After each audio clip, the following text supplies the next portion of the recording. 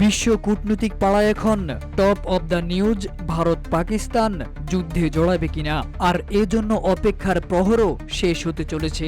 এবার ঘোষণা এসেছে নতুন তথ্য, আর এ নিয়ে জল্পনা কল্পনা শুরু হয়েছে বিশ্ব মিডিয়ায়। দুই প্রতিবেশী দেশের মধ্যে আবারও চরম উত্তেজনা। কাশ্মীর সীমান্তে ফের ভারী গোলাগুলি শুরু হয়েছে। ভারত ও পাকিস্তান যুদ্ধের আভাস ইতিমধ্যেই ঠাঁই করে নিয়েছে বিশ্ব মহলে। দুই দেশের যুদ্ধ নিয়ে আগামী 2-3 দিন খুবই গুরুত্বপূর্ণ বলে মনে করেন পাকিস্তানের প্রতিরক্ষামন্ত্রী খাজা মোহাম্মদ আসিফ।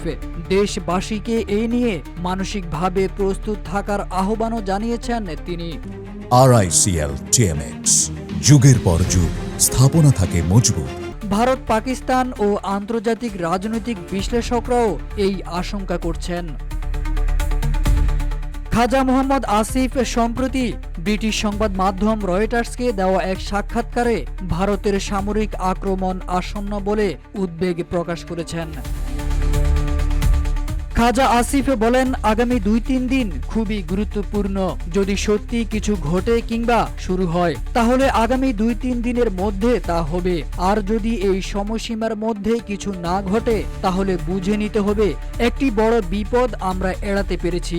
সবারই এখন মানসিকভাবে প্রস্তুত হওয়া প্রয়োজন বলে জানান পাকিস্তানের প্রতিরক্ষামন্ত্রী। গত 22শে এপ্রিল ভারতের জম্মু ও কাশ্মীরে পর্যটকদের উপর হামলা চালিয়ে 26 পর্যটককে গুলি করে হত্যা করেছে হামলাকারীরা। এই হামলা ছিল 2019 সালের পুলওয়ামা হামলার পর জম্মু ও কাশ্মীরের সবচেয়ে বড় প্রাণঘাতী হামলা। ভয়াবহ এই হামলার জন্য পাকিস্তানকে দায়ী করেছে ভারত। তাৎক্ষণিকভাবে পাকিস্তানের সিন্ধু নদের পানি বন্টন চুক্তি স্থগিত সহ বিভিন্ন পদক্ষেপ নেয় মোদী সরকার। পাল্টা জবাব হিসেবে ভারতের জন্য নিজেদের স্থল ও আকাশসীমা বন্ধ সহ একাধিক পদক্ষেপ নেয় পাকিস্তানও।